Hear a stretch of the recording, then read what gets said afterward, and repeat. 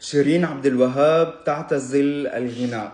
أعلن امبارح الصحفي المصري محمود مملوك عن اتصال جرى بينه وبين شيرين عبد الوهاب، وأكدت له عن نيتها ورغبتها باعتزال الفن والابتعاد عن الساحة الفنية، وقالت له هيدي مش لحظة غضب بل لحظة صدق.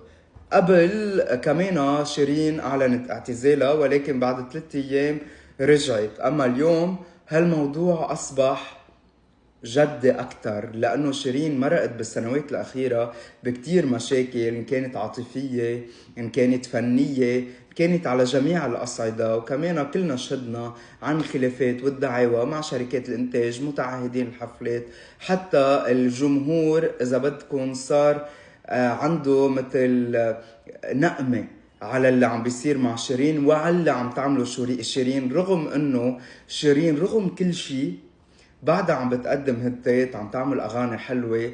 وما بننسى اغنيه بتمنى انساك يلي كسرت لها الدنيا، والالبوم كله يلي نزلته شيرين. دعانة اذا بدي احكي الكلام مثل ما هو، خساره للفن.